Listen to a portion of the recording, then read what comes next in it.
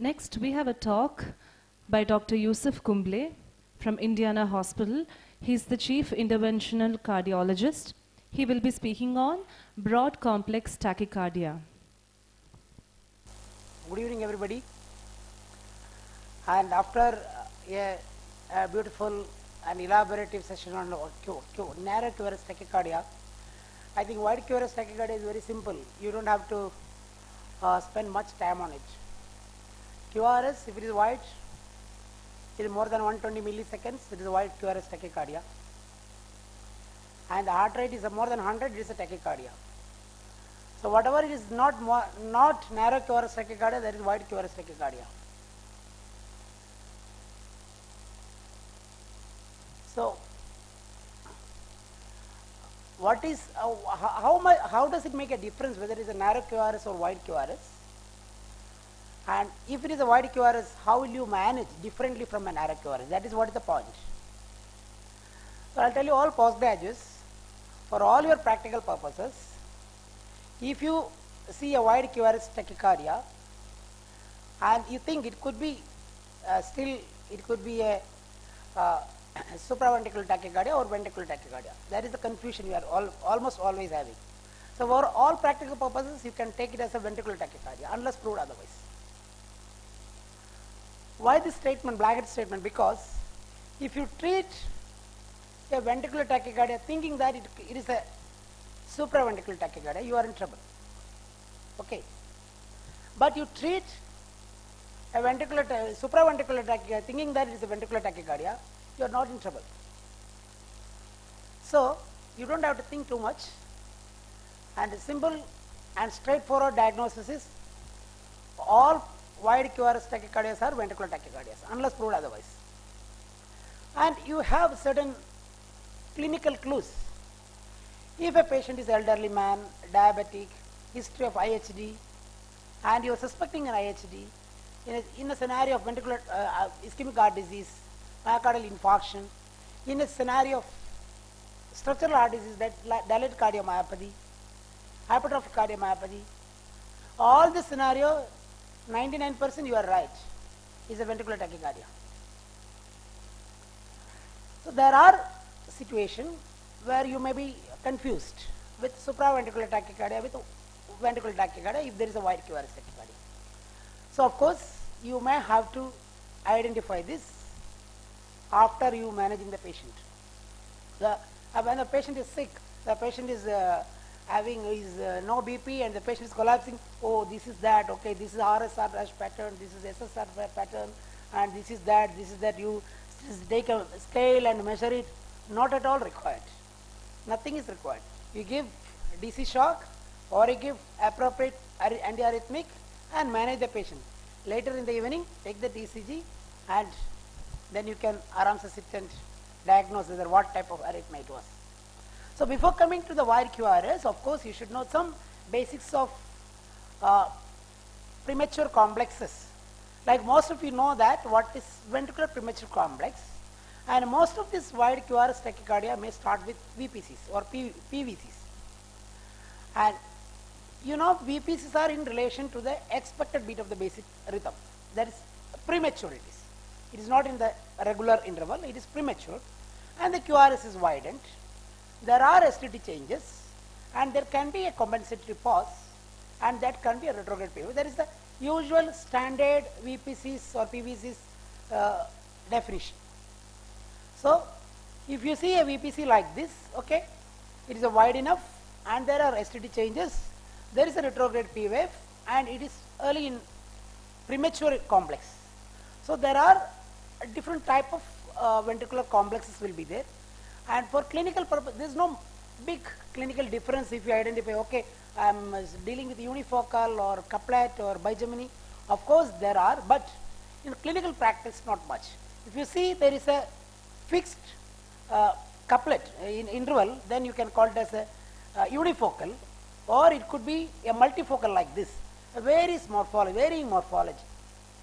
And unifocal need not be unimorphology, it can be varying morphology also.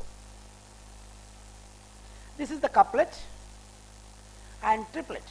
Before we go to ventricular tachycardia, whenever you see more than 3 wide QRS complexes, more than 3 wide VPCs, you can call it as ventricular triplet. This is a monomorphic triplet. And in your practice, most of the arrhythmia you see is ventricular bigeminy. And it is, by and large, it is a benign arrhythmia and nothing much to worry about it. But you have to look for the underlying cause in some cases. So this is nothing but a normal sinus rhythm followed by a VPC. This is a negative complex, same VPC. I don't want to talk about parasystole. I will go to fusion and capture complex. So, you know, whenever you diagnose a ventricular tachycardia, you should know what is capture beat, what is fusion beat. Capture beat is nothing but it captures in between the tachycardia. So, it is a normal sinus complex, it captures in between. If that capture beat is there, that may be suggestive of ventricular tachycardia. And fusion beat is nothing but when the atrial rhythm comes, activity comes, and the ventricular activity also comes simultaneously. So it both of it fuses together. So that complex will be like this. You can see here something like in between the sinus rhythm and in between the VPC, the complex like this. So neither suggestive of a normal sinus rhythm nor suggestive of a QRS tachycardia rhythm. That is called fusion beat. And there is another rhythm called ventricular escape rhythm. You know, our previous speaker said whenever there is a complete heart block, there can be a ventricular escape rhythm. This is also a sort of wide QRS. You can call it as a tachycardia sometimes, because whenever it is more than 60, you can call it as accelerated idioventricular rhythm. So accelerated idioventricular rhythm is also a wide QRS tachycardia. The most common condition is whenever you thrombolyze your patient after MI, you can see an accelerated idioventricular rhythm, because the rate is maybe 60 or 100 and it is a wide QRS and rhythm is regular, and the ventricular rate is usually either very slow or very fast. This is a very slow heart rate. You can see a QRS complex which is wide and regular, but the rate is about 60-70 here. This is also a wide QRS tachycardia, but the rate is less than 100 here. But this is the same rhythm only, but here the rate is more than 100. This is also a wide QRS tachycardia. So wide QRS tachycardias could be an accelerated idioventricular rhythm, or it could be a just supraventricular tachycardia, or it could be a proper ventricular tachycardia. So how will you differentiate? There are so many points, you know, every time we discuss that, this and all, always confusing. Really certain points, very important points, whenever there is an AV dissociation. In the tachycardia, if you can see, identify an AV dissociation, well and good. That is more suggestive of a ventricular tachycardia. Absence of AV dissociation does not rule out ventricular tachycardia. Whenever there is an AV dissociation, fine. Your diagnosis is more towards ventricular tachycardia. And this fusion beat and capture beat is also suggestive of ventricular tachycardia. And left axis deviation is suggestive of ventricular tachycardia. And concordant R wave in progression pattern, concordant pattern in all chest leads V1 to V6, suggestive of ventricular tachycardia. And absence of RS complex in any precordial leads, this is very important. And if you test all the precordial leads, RS will not be there. If that is so, that is suggestive of a ventricular tachycardia. Of course, if you can always, as Dr. Prabhakar mentioned, you have to start with normal ECG. If you have a normal ECG, you compare that. If your tachycardia is initiation with the premature P wave, that is suggestive of supraventricular tachycardia, and if it is started with the VPCs, suggestive of ventricular tachycardia. Similar to that, QRS complexes identical to those in the normal ECG, QRS complex of V1, V2 and all, if it is similar to the tachycardia ECG, then that is suggestive of SVT. But the tachycardia beats are identical to the VPCs in the sinus rhythm. The normal ECG is the VPC, but tachycardia is similar to that, that is suggestive of VT. And QRS, these things you don't consider because it looks a lot of confusion here. And you can go to QRS duration of more than 140 milliseconds, suggestive of ventricular tachycardia. So clinically, whenever you get a patient with a ECG of wide QRS tachycardia, first thing what you are looking at is there should be an algorithm. How will you diagnose supraventricular versus ventricular tachycardia? And little bit, see, first thing what you have to see is whether it is regular or irregular. First thing is regular or irregular. If it is irregular, most of the time it is not a VT. Most of the time. Rarely polymorphic VT or TOS, this can be irregular, but most of the time it is not VT.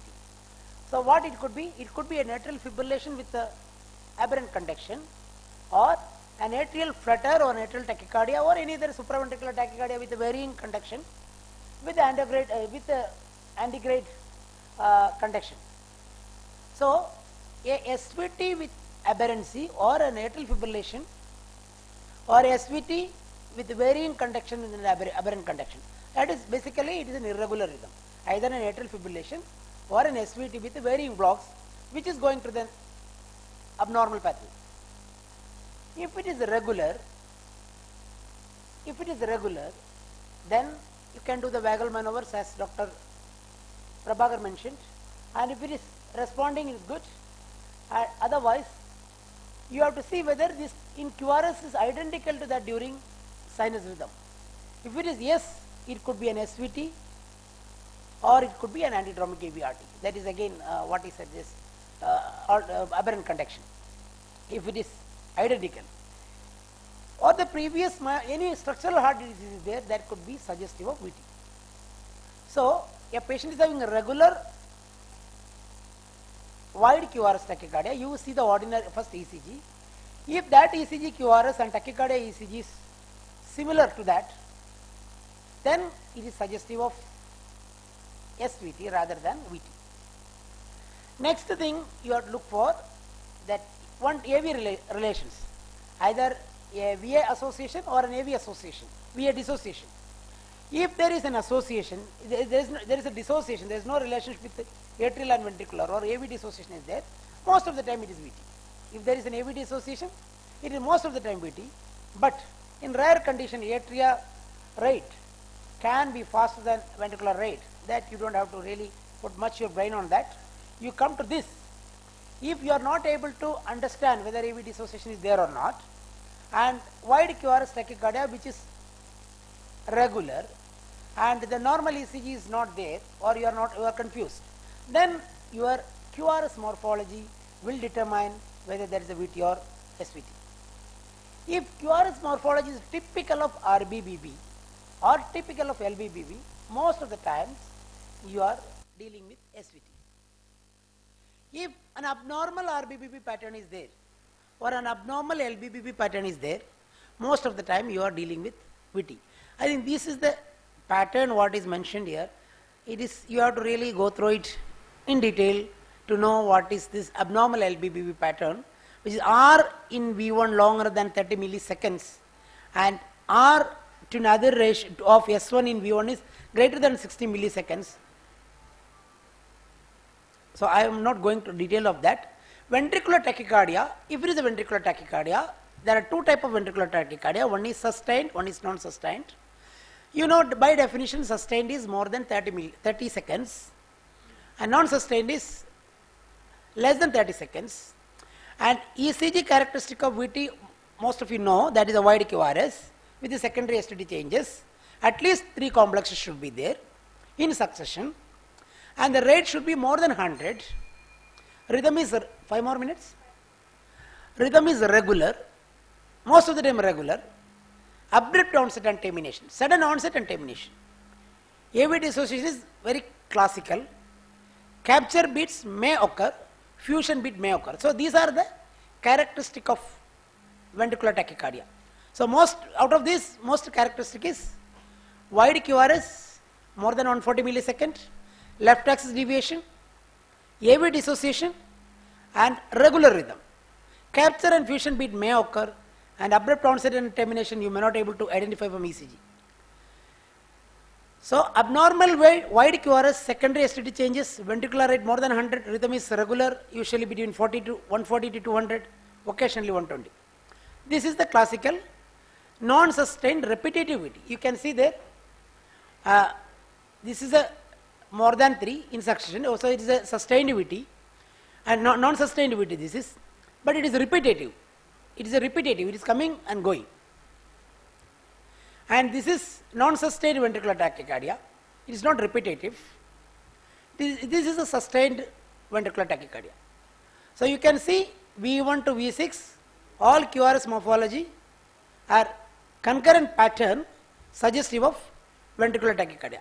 Here you can see this QRS and this QRS, this up QRS, down QRS, up QRS, down QRS. This is a bidirectional VT. Usually we can see in digoxin toxicity and other toxicity. This is after one patient was on treadmill, after that he developed a VT like this. You can see this is a LBBP type of VT. This is a QRS pattern in V6. LBBP type of VT with inferior axis. This is a classical of RVOT VT. Whenever a patient do exercise, TMT, suddenly he develop VT. This is an RVOT VT, usually that LBBP type of VT with inferior axis. The treatment of choice is beta blocker, and very good, it is responding to RF ablation. Just opposite of that is the RBBP type of VT with the left axis deviation. You can see the RBBP type here, RBBP type and left axis deviation. This is the fascicular VT. This is called fascicular VT, and this is also easily can be ablated. Here is a irregular VT. Can you see irregular QRS tachycardia? Is an irregular QRS tachycardia suggestive of AF with aberrant conduction, that is in antidromic conductions. Here it is a polymorphic VT. It is also an irregular VT. These are two irregular QRS tachycardia. One is SVT, other one is VT. You can see this is SVT, this is polymorphic VT. Both are irregular. So polymorphic VT is the commonest cause is acute ischemia or any electrolyte imbalance, and the abnormal wide QRS with the secondary STT changes just like other VT, but the rate is faster than the usual ventricular rate, usual monomorphic VT, and this is the one VT which is irregular. 2 or more cycles of QRS complex with alternating polarity will be there, and this is the classical polymorphic VT, and ends up in torsades T point is. So this is the brief outline about wide QRS tachycardia. What I said is wide QRS tachycardia could be due to a supraventricular tachycardia or a ventricular tachycardia for accelerated ventricular rhythm, or monomorphic or polymorphic. If it is polymorphic, it will be irregular. If it is irregular, usually you rule out ventricular tachycardia and you usually think of atrial fibrillation or SVT with aberrant conduction. But most important is clinical scenario. Whenever a patient is having ischemic heart disease, myocardial infarction, structural heart disease, by default all wide QRS tachycardias are considered as ventricular tachycardia. What is important is treatment, you have to immediately respond, otherwise it might end up into ventricular fibrillation. So you have to plan your treatment, immediately start treatment as ventricular tachycardia, and then later you compare with the normal sinus rhythm ECG, then you can come to a conclusion whether it is a SVT or it is a ventricular tachycardia. Thank you very much. Thank you, sir. I request Dr. Roshan M., Professor of Medicine, Father Mullah Medical College, to present Dr. Yusuf Kumble with a certificate of appreciation.